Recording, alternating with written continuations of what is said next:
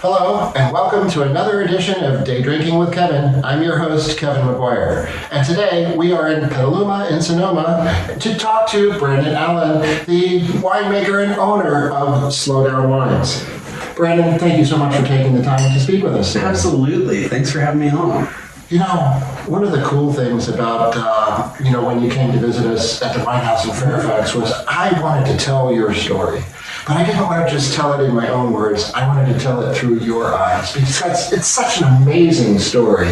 So I'm very excited to spend the day with you and learn what you have to say. Absolutely. No, it's my pleasure. Yeah. You know, one of the really cool things is when people come into the restaurant, they're scanning through our different labels, and inevitably they stop. And their head tilts to one side, and I know exactly what they're doing.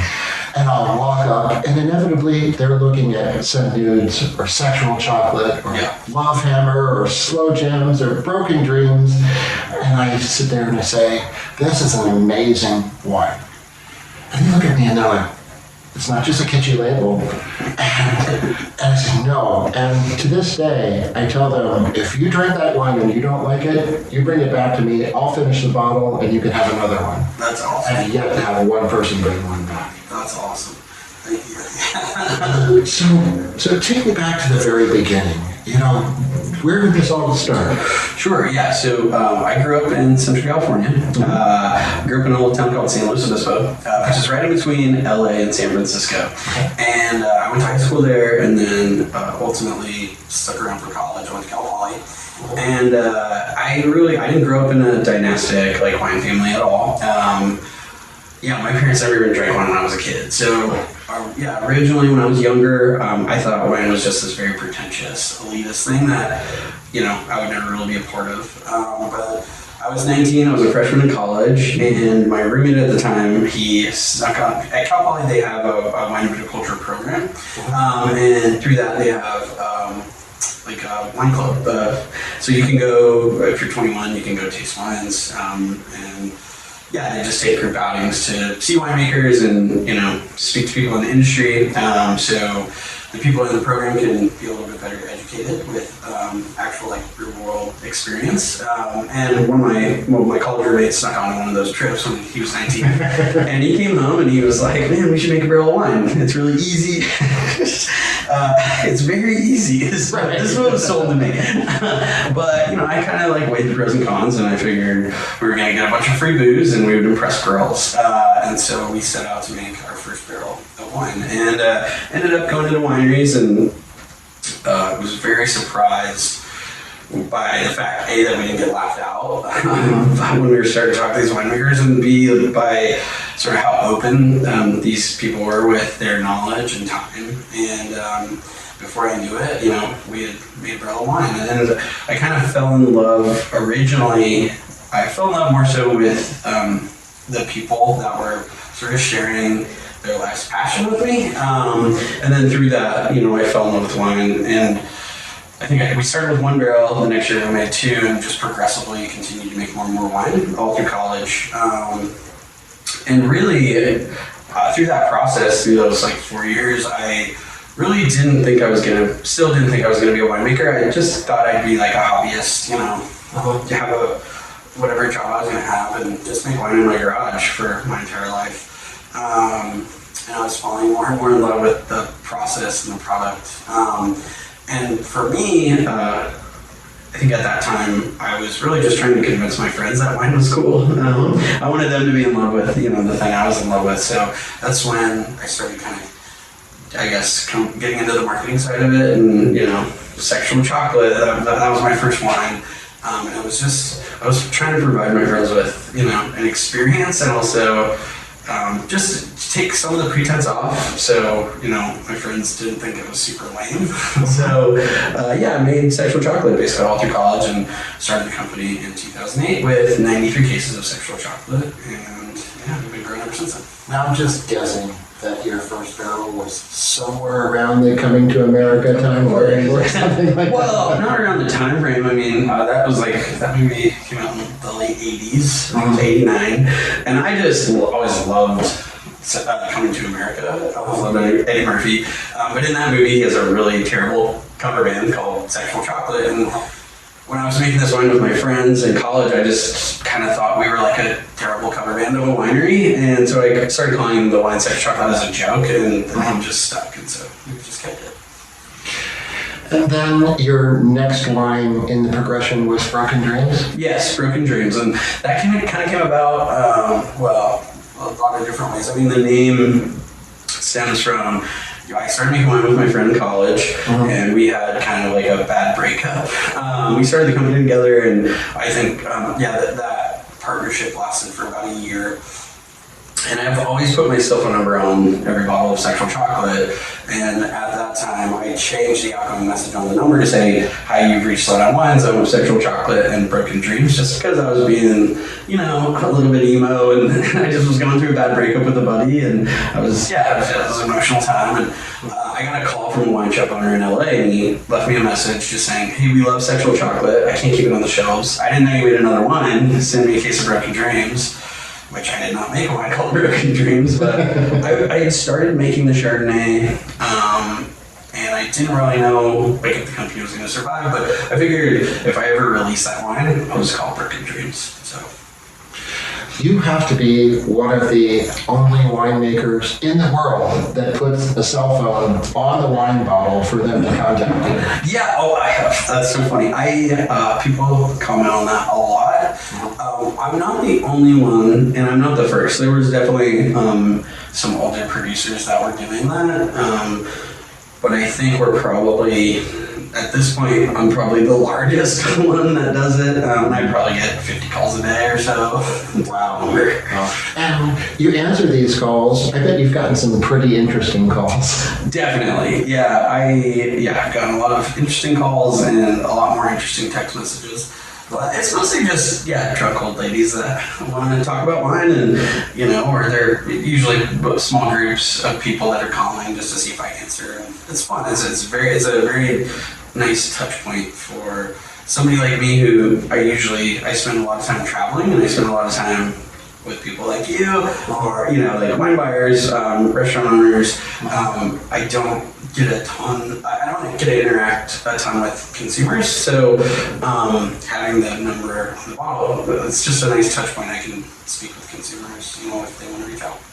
A little while ago, I had somebody challenge me on the fact that that was actually your number, and we actually called the number, and you did answer, and I handed them the phone, and like, here he is. And she was so shocked. I think she bought an entire case of That's wine. awesome. And it was everything from Slo Jams to Love Hammer. It was just like, I'll take everything. Awesome. And it was because you went that extra mile to answer the call. And It's also, it's funny, I guess, now people view it as like a marketing thing, but really, from when I originally started, we were making it in college, and that was kind of like my distribution system. I would sell a bottle to like kids in the dorms or whatever, and I would get calls when the wine was gone, and we would go take them another bottle. And now it's just a nice way for me to be able to speak to consumers. So. Absolutely. And, I think your branding and your marketing, you're branding some of the most iconic wines in the U.S. wine market.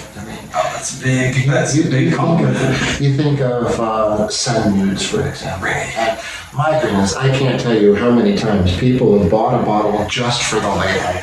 But yet when they drink it, they're like, this is an amazing wine. Thank you. And, both the rosé and the Pinot version are really good. We come up to Thanksgiving time. If you guys have not already purchased your wines for Thanksgiving, consider a bottle of the Pinot Noir Nudes for your Thanksgiving festivities. It's going to be something your family's going to talk about for a very, very long time. But it goes amazing with the cranberry sauce and the turkey and the spiral sliced ham and all of the things that are part of this Thanksgiving festival. So thank you so much. Oh, thank you. It's an absolutely great wine. Thank you. I appreciate it. Yeah, it's very fresh, nice touch of cranberry. There's like that tartness, bright acidity. But it's a relatively new project for me, and really, I think on the outset when I was trying to put that whole thing together, I was really going more for like the I guess, nouveau style of a Pinot Noir, which is sort of, I guess, counterintuitive for a lot of Pinots in California.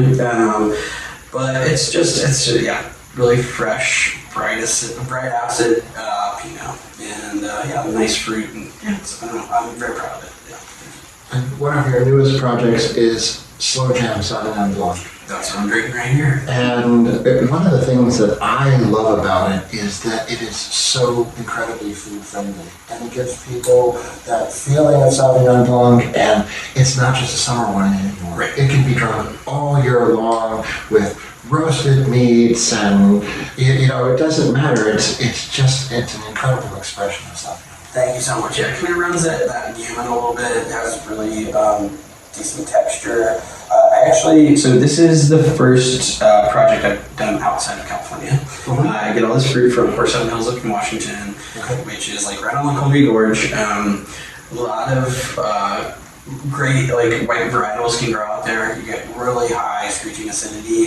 So I actually blend this, depending on the vintage, with a little bit of either Roussanne or Marsanne. Mm-hmm. And this vintage, it's 5% Roussanne, and the rest is all Sauvignon Blanc.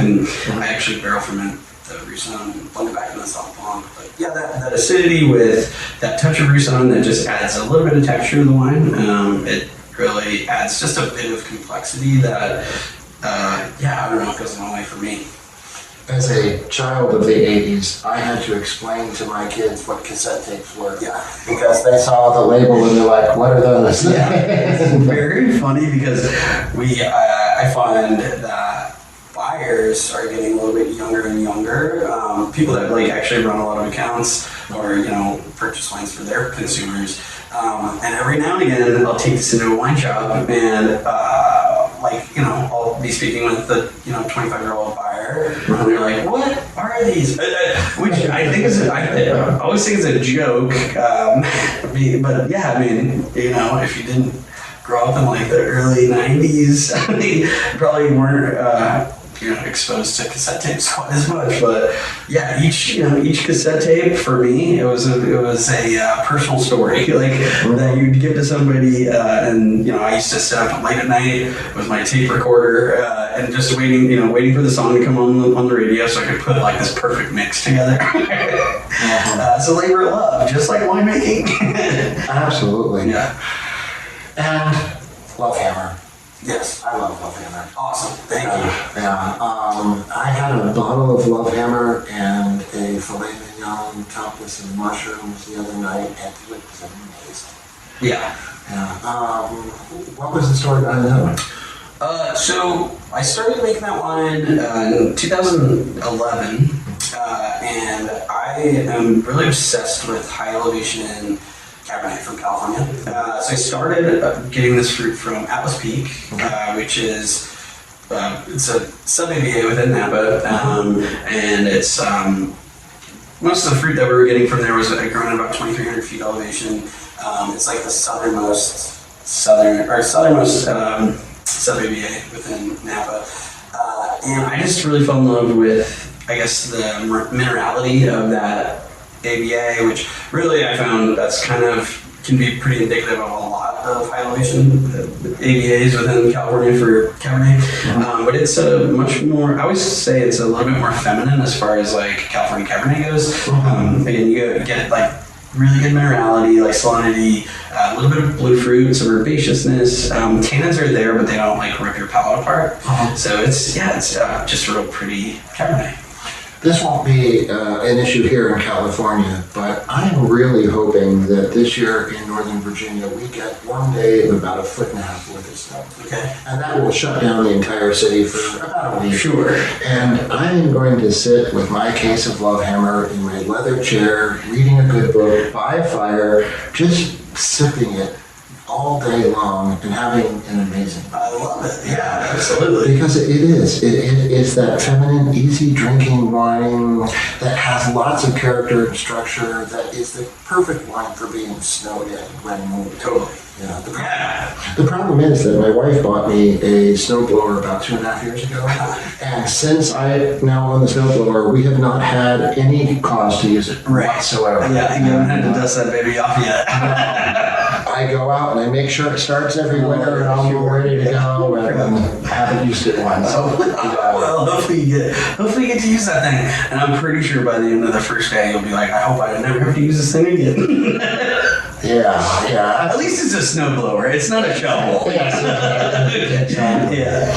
We had something called Snowmageddon a few years ago, and the snow was so bad, literally we were shoveling it every foot, or it was just going to be way too much. Yeah. And I tore a muscle in my elbow, and that's when my wife bought me the snowblower at the end of the season. Yeah, good for you. Yeah. That snowblower out. Yeah. But, I want to thank you for what you do, because your wines speak to me in a way that not everyone does. And, as a person who runs a wine program the way I do, I look for those wines that tell a story. And every one of your wines tell a story. And it's unique chapters, and they are so expressive that I just love everything about them. We feature a number of your wines on the shelf on a regular basis, and I look forward to seeing some of the new projects that you have coming up, and some of the things that you're going to continue to speak to me for a very long time. Absolutely, yeah. We're just getting started, so and I appreciate the support. It really means a lot to me. I think for me, again, as somebody that doesn't come from dynastic wine family or anything like that, as I've fallen deeper and deeper in love with these projects that I put out, and not just my wines. I mean, I'm in love with wine in general. So I'm not just a producer, but I'm a massive fan. So when I come into your place and I see wines that I love or that I haven't had yet, but I know the producer and I trust these people. It's just great. It's great to have shops like yours out there doing things that you guys do, and I just appreciate it as a consumer and as a producer. Well, thank you very much. So, day drinkers out there, if you have an opportunity to try Scent Nudes or Sexual Chocolate or Love Hammer or Broken Dreams or Slo Jams, and you're looking for wines that speak to you, I want you to try these. And if you're looking for a place to get them, stop by and see me at the Wine House in Fairfax, and I'll be happy to make sure that you leave with the wines that will kind of make your day. Hey guys, if you like this episode, don't hesitate to give it a thumbs up and consider subscribing to Day Drinking with Kevin. And if you have ideas for future episodes, email me at daydrinkingwithkevin@gmail.com. Until next time, I'm going to sit here and drink wine with my friend Brandon, and it's very nice. Thank you for spending the time with me today. Until next time, I say salute. Cheers.